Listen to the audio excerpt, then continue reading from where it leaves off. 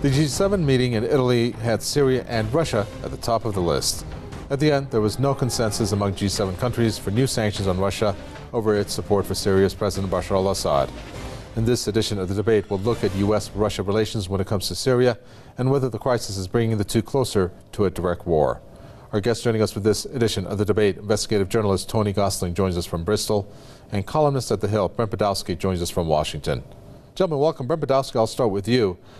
And a quote from the Italian Foreign Affairs Minister. He said, quote, "In this moment," this is at the G7, "there is no consensus for further new sanctions on Russia as an efficient instrument to reach the goal that we want to reach," which is the one I have explained earlier about Syria. And that was in reference to a political solution to the conflict. First of all, what do you think that there was not a consensus when it came to Russian sanctions? Well, I think many of the European countries want to give diplomacy a chance. They want to see if negotiations can work, and they believe that imposing sanctions today would be jumping the gun on the sanctions and would put Russia in a position where they believe, possibly correctly, it makes it harder for Russia to work with the United States and with other countries in the region to try to stop what's going on in Syria. So I think what happens next on the sanctions, from the European and American point of view, would depend on what happens in the region, and particularly the results of the Tillerson meetings in Moscow, when the Secretary of State is meeting with, certainly with the Russian foreign minister and possibly Putin. We'll see about that, and how Russia reacts. If Russia plays a constructive role, which is what the Europeans want, to answer your question, there won't be a need for sanctions, and U.S.-Russian relations could be on a better course than they are right now. And if not, that won't happen, and there'll be more trouble, and it'll be rough. What's the definition of a constructive role, Tony Gosling, based on what Brent Budowsky said there, when it comes to Russia? Well, I mean, I think what we're seeing here is a poor old Rex Tillerson heading off to a meeting with Sergei Lavrov in Moscow, but he's got no game plan. He wanted, at the G7 meeting in Italy, in Lucca, and interestingly, Lucca is the British slang for money, in case people didn't know that. Filthy lucre, we call it. So that's where the G7 are, but he hasn't really got a plan, has he? He was hoping to bounce everybody into his latest plan, which is sanctions on Russia. I mean, there were even talk of potentially possible further strikes against Syrians, but this is not acceptable, is it? You know, we have got a situation going on over there now where there is actually an investigation going on into this Sarin attack, and it certainly doesn't look as if all the evidence is pointing towards President Assad being behind it. You know, I've done quite a lot of research into this in the past, and it's beginning to look as if it's much more likely to have been the rebels. Even if you don't even examine the situation closely, you can see from a distance that the rebels are much more likely to have been using the sarin gas.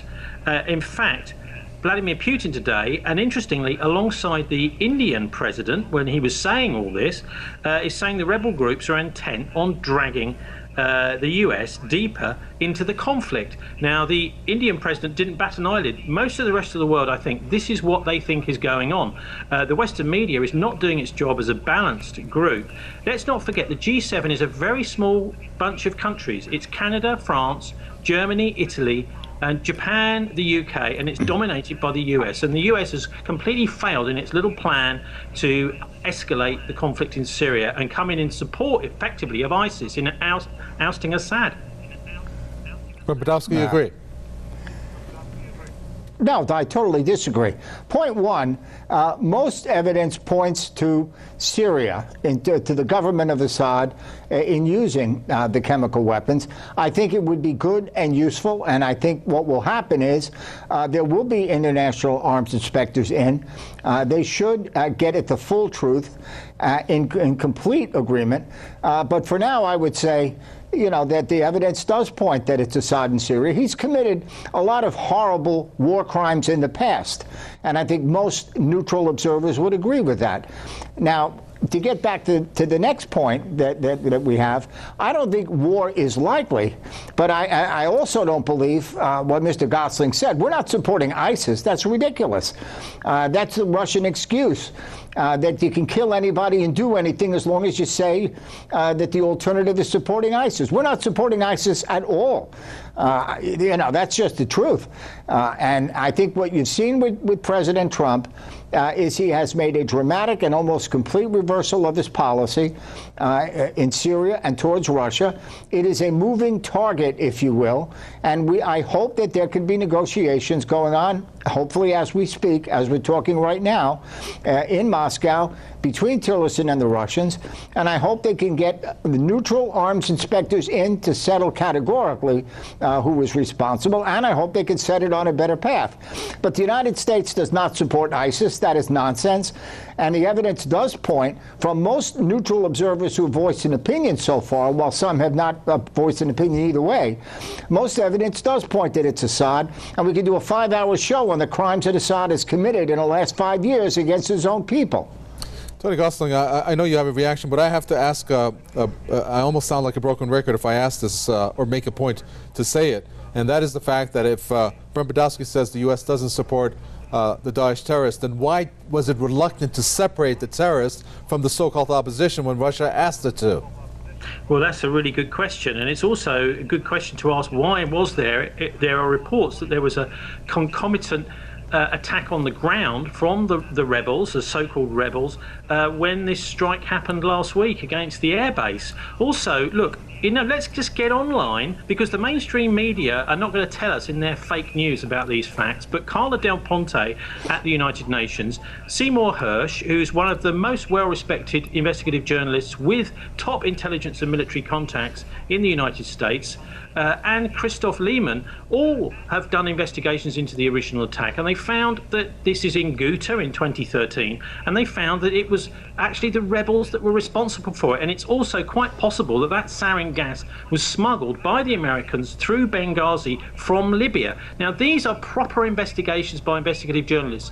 What we're getting here in the West, I think in the US, the same as in the UK, is just one side, which is, oh, Assad is responsible, Assad is responsible. Oh, and by the way, he did it before, didn't he, in 2013? That, I'm afraid, is just not good enough. And the National Security Advisor, I've been reading, this may be wrong, this is McMaster, it is actually saying that there's been manipulation of the intelligence that's been being fed to Donald Trump as well, which is totally unacceptable. In other words, we've heard Trump saying there's no plans for escalation, but actually, in reality, the attempt to get more sanctions is an escalation. Brent Budowsky, hold on. Let me answer that. Go ahead. Hold on a second, because it is ridiculous and absurd to think or to say or to claim that the United States was bringing sarin gas in. That is absolute nonsense. That doesn't even qualify as fake news, okay? And I want to be crystal clear about that. The United States does not support ISIS. That's nonsense. That's fake news. The United States did not bring in chemical weapons or any other kind of weapon of mass destruction into Syria. To say so, it's fake news, not true. And the fact of the matter is, the last thing Donald Trump wanted to do was to escalate the conflict in Syria and make Russian relations worse. He has been confronted with events that clearly suggest that Syria did it, that the Russians either knew about it or should have known about it and didn't stop it, that there was an agreement that Russia signed and Syria signed and the United States signed to keep chemical weapons out, and it was violated. Well, Brent Budowsky, Tony Gosling is just citing what's out there, and he's using, for example, Seymore Hersh, who's a very well-known journalist. Now, do you consider the credibility of a journalist to be worse than the source that the U.S. used when that alleged chemical attack took place by the name of White Helmets? I haven't seen what Sy Hersh wrote, according to what Mr. Gosling said, but I'll tell you this, the overwhelming majority, the overwhelming majority of independent journalists, independent investigators, and independent analysts who look at this thing objectively agree with me. None of them who are serious would think that the United States moved sarin gas into Syria or anywhere else. None of them who are serious would suggest or have suggested. And I'm sorry, feel free to put. I'll be glad if you want to get Syymore Hersh on the show to discuss this. I'll be glad to appear with him. Okay? Well, let Tony Gosling support his statements. Go ahead, Tony Gosling. Yeah, the article concerned is called "The Red Lines and the Rat Lines," and it talks about.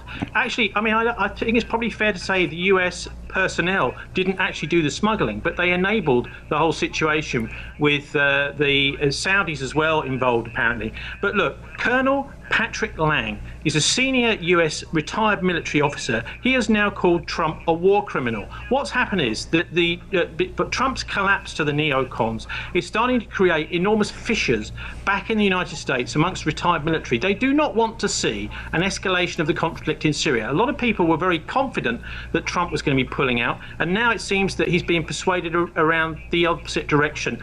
There's also well done to several. I think it's Nafeez Ahmed, who's a British journalist, who's written a fascinating piece about what he thinks is really going on behind the scenes in the United States.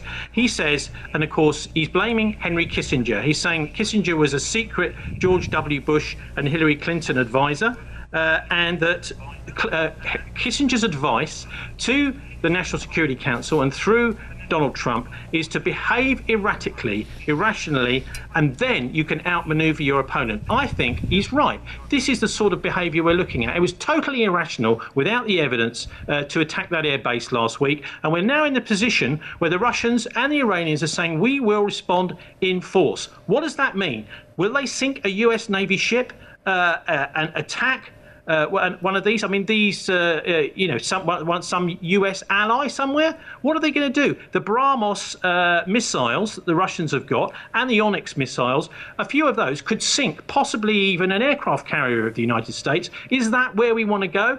I don't think it is. Brent Budowsky? You will never hear me sing the praises of Henry Kissinger, I promise you. And I have no idea what influence he has with Trump, if any. I will add that I think General McMaster is a good, solid person, expert, analyst, and strategist. Ditto, James Mattis, the Secretary of Defense and former Marine Corps General. General McMaster has never said that Trump was being given fake intelligence to provoke him to attack in this bombing. No, that's what's being not said what he about said. him. That's not what he believes. He's not said that. That's being said about him. Yeah, but that's just... Yeah, but that is not... He has a long track record going back many years, many conflicts, many strategies. That just isn't true. We have to stop the war crimes that have been going on in Syria, and I am sorry. Anyone who says that Bashar is not doing it doesn't know what he or she is talking about. This has been going on for a long time. And if Mr. Gosling wants, give me 2 hours on this show, and I will read the list of retired military officers, one after another, who agree with me and don't agree with him.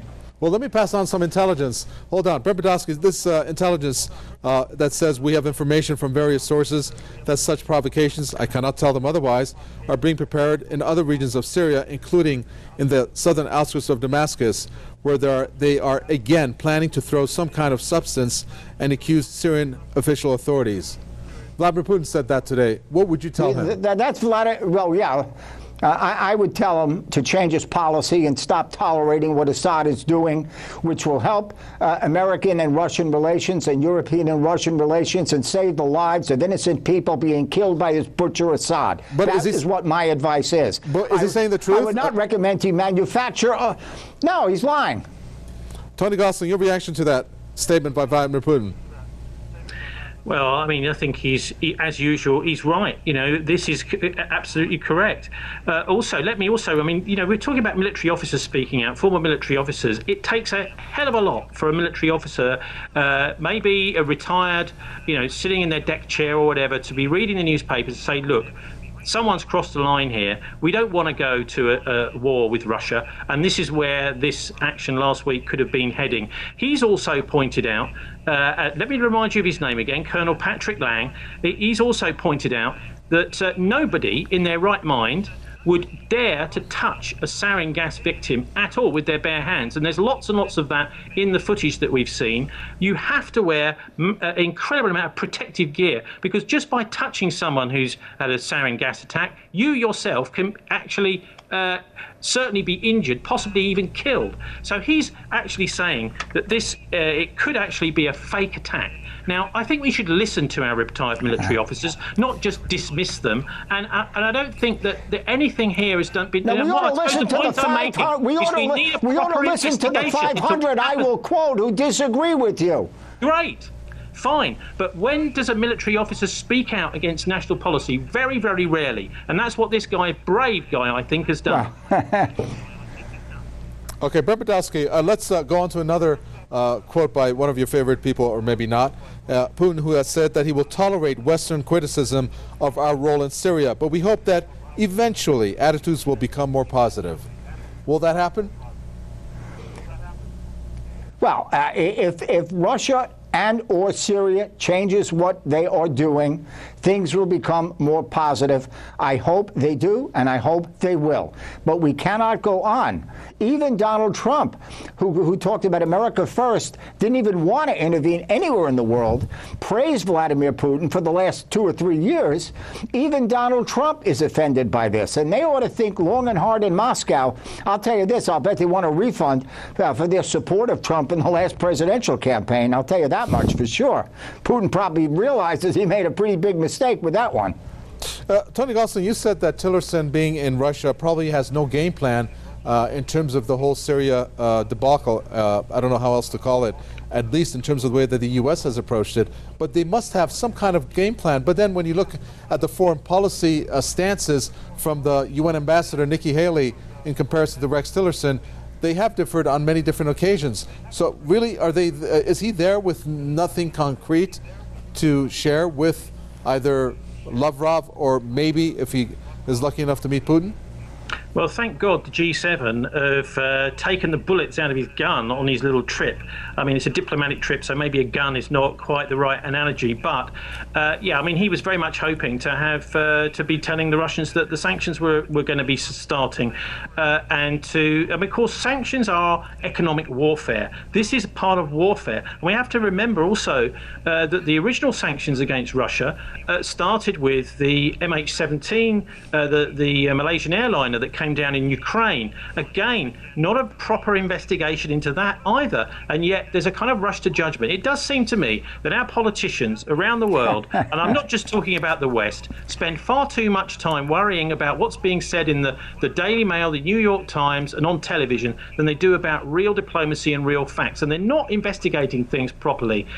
So, you know, sanctions are economic warfare. We see another type of warfare is psychological warfare. They say around about 80% of warfare is just using the press and the media to deceive people. And we've got a situation now, certainly here in the West, where there's no even attempt at balance.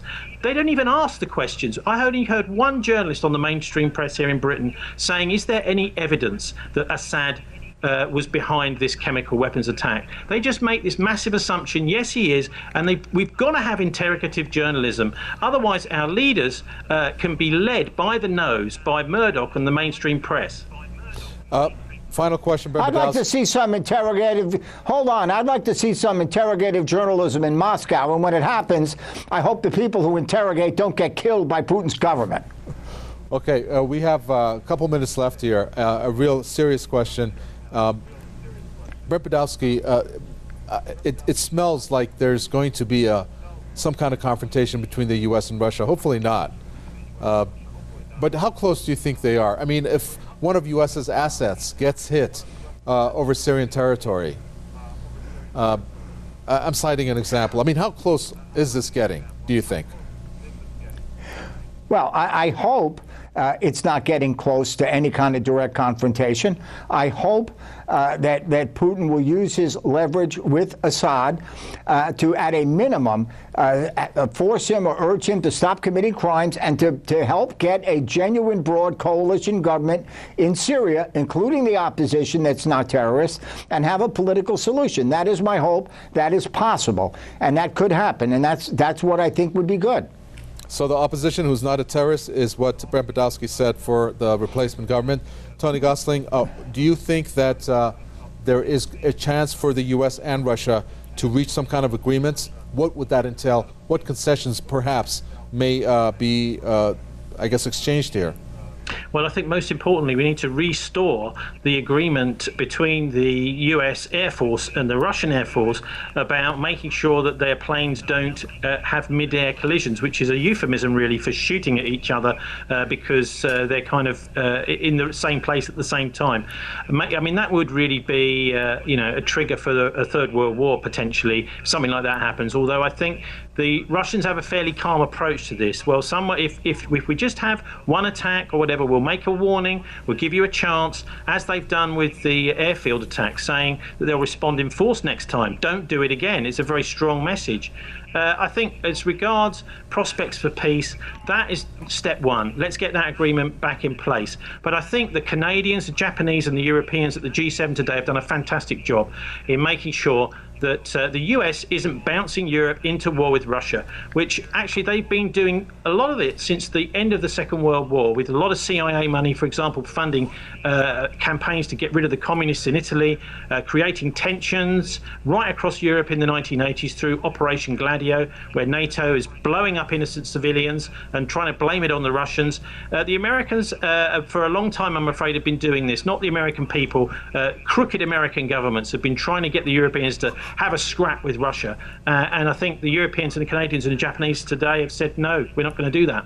Tony Gosling, before I let you go, can you please they said no sanctions until diplomacy is what they said. Okay, not never. And understand that. Tony Gosling, unfortunately, that's the end of this today. But before I let both of you go, Tony Gosling, can you please tell the name of that journalist to Brent Budowsky, the one that Brent Budowsky said he'd like to sit down 2 hours and talk with him? Oh, Seymour Hersh. And there's also Christof Lehman and Carla Delponte at the United Nations. We get them all on the television here. That would be a fantastic program. Let's do it. I'll talk to the senior producer. Thank you. Investigative journalist Tony Gosling there from Bristol, columnist at The Hill, Brent Budowsky from Washington. Thanks for tuning in to another edition of The Debate. From me, Kovac Tawai, the entire team at the Capital Tehran. Goodbye.